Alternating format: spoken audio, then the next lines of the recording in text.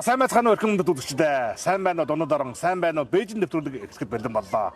Энэхүү нэвтрүүлгийг би одоо манай Хятадын Төв радио телевизийн сэтгүүлч, хөтлөгч Сандагтай хамт хөтлөн хүрэх болсондоо баяртай байна. За сайн байцгаана уу эрхэм үзэгчдээ та бүхэндээ өдрийн мэнд хүргэж байна. За ер нь бол маш олон хүмүүс одоо Бээжин хотыг бол сайн мэднэ. Бээжин хот гэдэг бол энэ улсын нийслэл хот. Дээрээс нь болохоор соёлын төв хот. Одоо тэгээд маш олон одоо хөгжил одоо бүх юмыг харуулсан одоо томоохон юм хот байгаамаа. За тэгэхээр яг одоо энэ Бээжин хотын тухай соёл түүх одоо ингээд танилцуулаад явах юм бол маш гүн гүнзгий мөртлөө маш том сэдв болно. Тэгтээ ч одоо энэ Бээжингийн соёл түүхийн талаар одоо бид хоёроос илүү мэдэх хүн одоо зөндөө байгаа тийм ээ. Тийм. Тэгэхээр энэ удаа бид хоёр одоо энэ олон үзэгчтэйгээ дагуулад бид нар одоо Бээжингийн шин дүр төрх болсон одоо маш гайхалтай сонь юмыг харуулахад бэлэн болж байгаамаа. За ингээд Бээжинд орчим шин сэвэн, аялал жуулчлал, хүнс цоог юу байдгийг маань үзэгч тав хүн маань бид нартай хамт Сандагтай хамт аялаарай. Та бүхэн бид нартай хамт цуг яваарай. За явцгаая. Бээжингийн хааны ордон гэдэг нь Мин Чин гүрний хааны ордныг хэлдэг бөгөөд хүмүүс хөвчлэн хоройтой хот хааны ордны музей гэрчлэн нэрлэдэг. Нийт 720 мянган метр квадрат талбайн дунд 150 мянган метр квадрат газрыг эзлэн оршдог барилга юм. Их баг 70 гаруй орд харштай эрт үедээ 9999 өрөөтэй байсан гэж ярьдаг. Энэхүү Эрдэнэ хааны ордон нь идүүгээ цагт хадгалагдсан үлдсэн хамгийн эртний, хамгийн том бүрэн бүтэн байгууламж юм. 1961 онд Хятад улс эхний ээлжийн үндэсний соёлын бие төв хэмээн хамгаалтанд авч 1987 онд ЮНЕСКОгийн дэлхийн соёлын өвд бүртгүүлсэн байдаг. Сайн байна уу дунод орон, сайн байна уу Бээжин нэвтрүүлэг маань үргэлжилж байна. За ингээд Бээжинд ирсэн хүн болгон бол мэдээж хааны ордон буюу гүүгүн. За ингээд монголчууд болохоор бол хоройтой хот гэдэг. За тэгвэл урт цагаан харим. Чүл Тянтан цэцэрлэг буюу Тэнгэрийн мандал. Энэхүү одоо түүхэнд тусгал зүйлэр бол орхон зүйтэй байхаа гэж бодож байна. За ингээд Тянтан цэцэрлэг болохоор бол Мин Чингийн үеийн хаадуудын одоо дахилгад зориулж бүтээн байгуулагдсан ийм одоо бүтээн байгуулалт болно. Энэ нь болохоор 1998 онд бол ЮНЕСКОгийн одоо соёлын өвд бүртгүүлсэн 273 га газрыг одоо эзэлж ингээ бүтээн байгуулагдсан бас орчин үед хамгийн бүрэн бүтэн үлдгэсэн гэдэг түүхийн тусгалт байгууламж байгаа юм аа.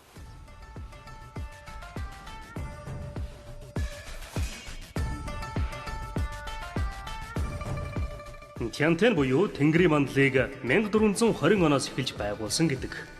Энэ нь Хятадын Эрдэнэ хамгийн том тахилга тайлгын ёслолтой холбоотой барилга юм.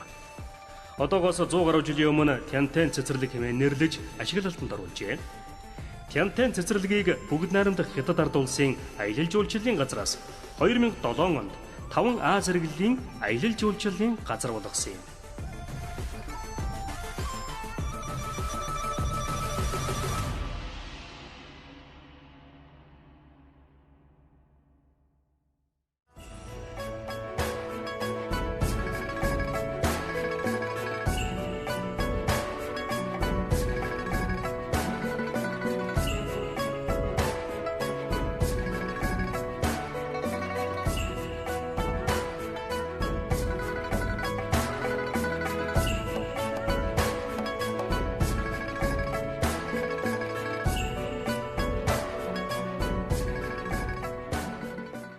За сайн байцгаана үзэгчдээ. За Сандаг бит хоёр өнөөдөр Бээжингийн нөгөө алдарт Юмин цэцэрлэгт хурж ирээд байна. За Юмин цэцэрлэгт хүрээлэн гэх юм бол одоо бас Бээжин хотод маш олон одоо юм түүхийн дурсгалт газрууд байдаг. Тэрнийх нь нэг хэсэг нь Юмин цэцэрлэг байгаа. Тэгээд Юмин цэцэрлэг болохоор бас их түүхтэй. За одоо Чин гүрний үед Инх Хамглан хаан одоо өөрийнхөө 4-р хүүд энэ газрыг одоо өмчилж өгсөн. За тэр үед. За энэ хэсэг газрыг одоо чамд өглөө шүү гэдэг. Тэгэд 1724 оноос эхлээд энэ Юмин цэцэрлэгийг бол одоо ихэр байгуулж эхэлсэн байдаг. Тэгээд энэ Юмин цэцэрлэгч айгүй том. Одоогийн бүртгэлээр ингэж баг 350-60 газрыг гээд хамаарсан ийм том талбайтай. Тэгээд цэцэрлэг дундах цэцэрлэг гээд дотор нь 40 хэдэн цэцэрлэг төрөлтэй. Тэр үед нь түүхэнд тийм ээ. Дахиад тэр чинь одоо түүхэнд тэр олон цэцэрлэг төрөлнгийн дотор дахиад 100 гаруй үзүүрийн тагттай. Тэгэхээр ч одоо ингээд өмнө умраа өрн дорны соёлыг бүгдийг хадгалсан, агуулсан одоо нэлээд их хэмжээний одоо тэр үед хамгийн том одоо цэцэрлэгт хүрээлэн хамгийн тансаг цэцэрлэг хүрээлэн гэж ярьдаг шүү дээ. Тий. Энэ болохоор одоо яах чаргагүй энэ хятадын бараг 4 үеийн хаадын цэцэрлэг гэж нэрийдэгдсэн. Тэгэхээр бол энэ дотор одоо энэ баригдаж байгаа энэ баашин барилга энэ төр бол яах чаргагүй хятадын энэ өмнөд бус нутгийн одоо далай дагуурн ч юм уу одоо тийм усан дээрх нутгуудын одоо тиймэрхүү барилга байгууламжийг бас дуурайж хийсэн барилгууд их олон байна. Йоминьон цэцэрлэг нь хятадын Чин гүрний үеийн хааны угсааны цэцэрлэгт хүрээлэн бөгөөд 3 том хэсгээс бүрддэг. Цэцэрлэг түрээлэнгээс хятадын өмнөд бүс нутгийн гайхалтай өнгө төрхийг харж болохоор барахгүй. Барууны орны цэцэрлэгт хүрээлэн барилгын соёлыг шингээснээрээ онцлогтой. Тухайн цаг үед дэлхий дээрх хамгийн том музей хэмээн нэрлэгдэж байсан түүхч бий. 300 жилийн салхи бороонд ажраагүй энэхүү цэцэрлэгийг хятадын бүс нутаг бүрийн онцлогийг харуулсан барилгатай гэдэг. Үүнд ордон, харш, танхим, асар, гүүр, зах, гудамж талбай, хаалга, хан, цамхаг, сүм дуган бүхлээрээ багтдаг юм.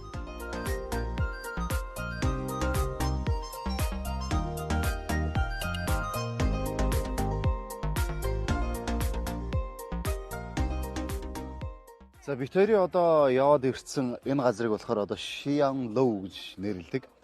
За тэгээд энэ болохоор одоо тэр үеийн хаадуудын хатандаа одоо барьж өгж ирсэн. Одоо ийм барилга учиртай. За тэгээд сая одоо ярьсан л да 1707 онд ингэ зааж өгчөөд. Тэгээд одоо 1724 он болтол энэ хаад ноёдууд яг юу хийсэн бэ гэж хүмүүс асууж магадгүй тийм. Тэгвэл одоо энэ 17 жилийн хугацаанд энэ хаан одоо энэ түвшмүүд зарц одоо юу гэдэг тэр бүгдийгээ дагуулад одоо ингээд олон газруудаар аялсан юм байна. За аялаад юу хийсэн гэхээр за тэр газарт нь байгаа хамгийн сайхан юм тэр одоо зураач мураачаар гой зуруулад тэгээд аваад ирсэн. Тэгээ авчирчаад тэрийг одоо энэ цэцэрлэгт хүрээлэнгээ байгуулахад за энэ барилгын энэ дээр нь барь тэрийн тэн дээр нь барь яг ингээд зааж өгöd. Тэгэхээр энэ одоо яалтчгүй одоо ингээд баг бүх улсын цаашлаад одоо баг бүх дэлхийн баг хамгийн мундаг хамгийн сайхан тийм барилгуудыг одоо үндэслэж бүтээсэн ийм цэцэрлэг түрээлэн байна. Энд чи ингэж яахгүй түмэн цэцэрлэг түрээлэнгийн тэргүүн цэцэрлэг түрээлэн гэж тэр үедээ нэрлэжсэн. Яг үндэн одоо тэр үед Чингийн үед бол өштэй энэ Ямийн цэцэрлэг түрээлэнгийг өштэй музей гэж хүртэл нэрлэдэг байсан гэж байгаа юм. Одоо энэ Шиян гэдэг чинь болохоор бүр Европоос барахад уран барахад дизайнер авчаад өөрөө хатандаа зориулж барьсан. Ийм хүрээлэн. За дээрэс нь байна штэ.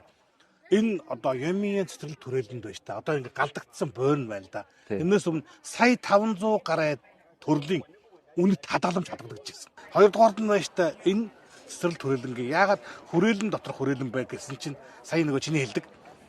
Ил улсаас хаанхын гой байгаа барилгыг зурж авчаад ингээд энд нэг байгуулаад тэнд нэг байгуулаад тэгээд цэцэрлэг түрээлэн доторх 40 хэдэн цэцэрлэг түрээлэн байгуулагдсан гэсэн энэ аахгүй юу? Тийм. Ер нь одоо бид нар одоо энэ дотроос ингээд хараад байхад энэ яг хаадын цэцэрлэгт хүрээлэн гэдэг утгаараа за энэ дотор одоо тавигдаж байгаа одоо барьсан тэр бүх зүйлүүд нь бол одоо маш үнд ховор эдүүд. За тэгээд одоо энэ барилга байгууламж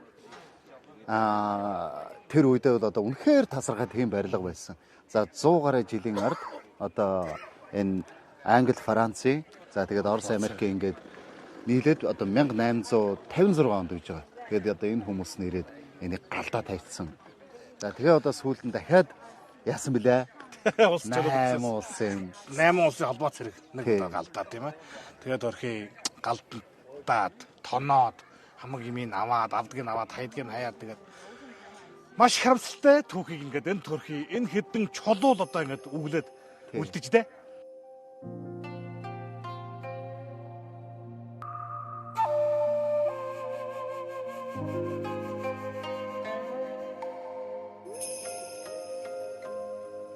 Йоминьон цэцэрлэг нь хааны ордны цэцэрлэг түрээлэн байсны хувьд тухайн үедээ үнэт ховор эдлэлийн тоо төрөл зүйлээр онцгорч байсан нь гарцаагүй.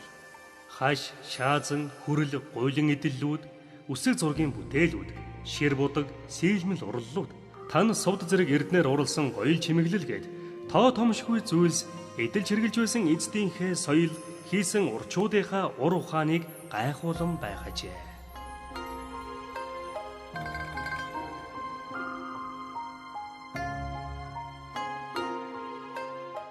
За одоо Ямын цэцэрлэг бол одоо эртний түүх зүйлэх олон байдаг аа гэж одоо ярьсан.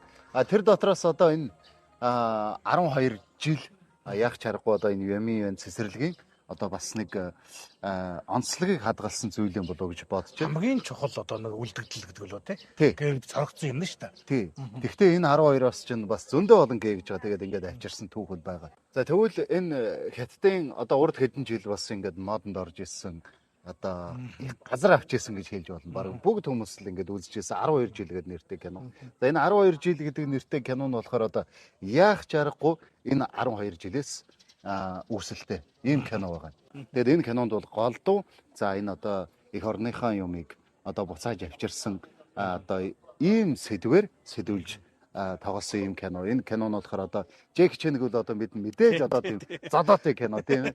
Яг хөө мэдээж одоо энэ кинон дотор нь бол тиймэрхүү юмуд маш их орж байгаа. Тэгээд зураг үзэгдэл нь ч гэсэн одоо маш мундаг үзэгдэлтэй ийм гоё кино байгаамаа. Хэрвээ энэ киног үзээгүй байвал та нар бас шун шоу гэдэг юм уу эсвэл 12 жил гэдэг тэр киноны нэрээр очиж үзэж болно. За тэгээд үзэгчтэй Бээжин хотод ирэх юм бол маш олон тийм одоо түүхэн дурсгалтай цэцэрлэгүүд, үзүүрийн газрууд байдаг. Ямын цэцэрлэгийг гаргах юм бол Ийхэ ян цэцэрлэг гэж бүрэн бүтэн үлдгэсэн цэцэрлэг байдаг. За тэгэх юм бол Хоройтой хот. За тэгээд цагаан хэрэм гээд үзэгчд таа хүмүүс маань Бээжинд ирэх юм бол бас энэ олон одоо үзэсгэлэнт газар. За Ямын цэцэрлэг болохоор бас хятадын 5 А зэрэглэлийн жуулчлалын бүс. Тэгээд Бээжинд ирэх юм бол энэ нэлен олон газруудаар үзэж харж тойрж зугаалж болох юм байна шүү. За ингээд бие байвал Бээжинд ирэх юм бол сандагтай болзвол сасны чи бүтээн. Бээжин хот хятадын хойд хэсэгт орших улсын нийслэл, улс төр, эдийн засаг, соёл, боловсрол, хөгжлийн төв болсон газар юм. Хятадын түүхийн зузаан хуудсанд Бээжин хот нь үеийн үед чухал байрыг эзэлж ирсний хувьд аялахаар очисон хэн бүхнийг үзэж харах зүйлсээр ариун ухтах нь аргагүй. Хамгийн том эртний хааны ордон, тахилга тайллагын Тянтэн цэцэрлэг, хааны ордны Юнмин юан цэцэрлэгээс гадна эртний их урт цагаан хэрэм, өнөөгөөс 700 мянган жилийн өмнөх түүхийг өгүүлэх эртний Бээжингийн иргэний соёлын буур зэрэг үүх түүх хүүрнэх зүйлс зөндөө үзэж харах, сонирхон судлах, суралцах зүйлж тооншгүй болоо.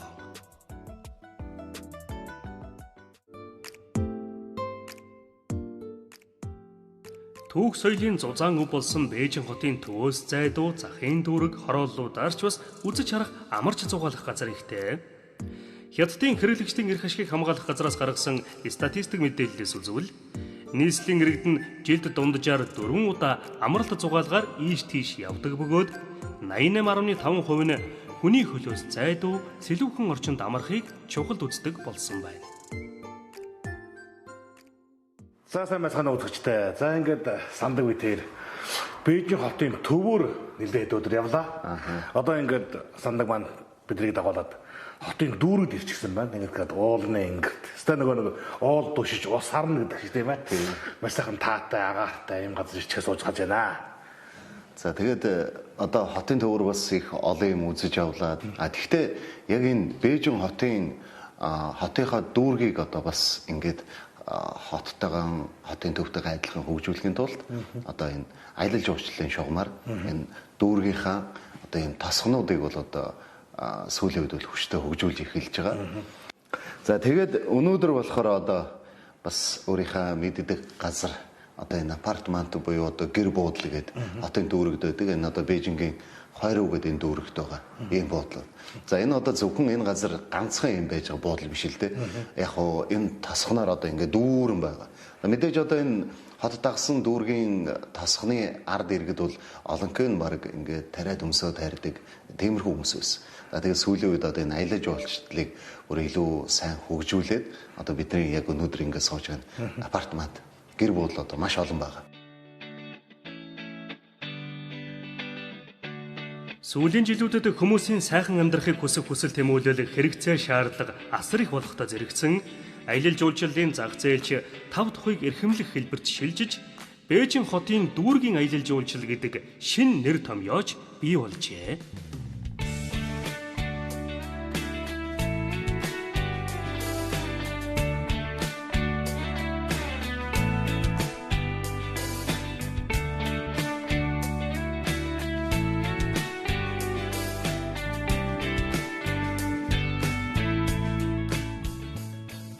За амралтын 2 хоног гэх юм бол энэ тосгон чинь баг хүмүүрч хийстэй болчихно. Тий.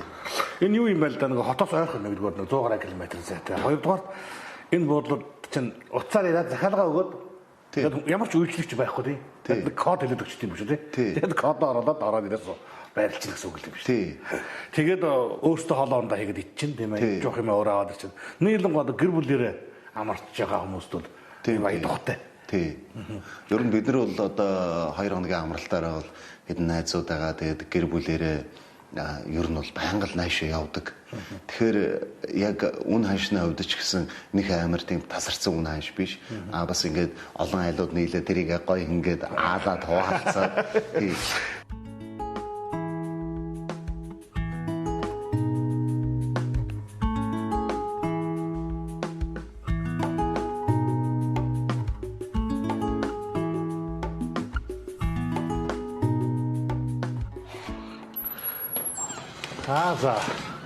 За энэ одоо хонж гифтдэг газрууд нь Өрөөнүүд юм байна тий. тэгээд ингээд 5 өрөөтэй байхаа. Тэгээ өнөө нэг хотод амьдардаг хүмүүс чинь өнөө нэг шөндөө год мод үзье гэж боддог штэ. Тэгэхээр одоо энд ирэхээр бас ингээд дороо мороонороо зураг мураг авах юм бол өстэй янзтай гой зургууд гардаг л да. Гадаа суугаад ингээд дээшээ араа суух юм байна л да тий.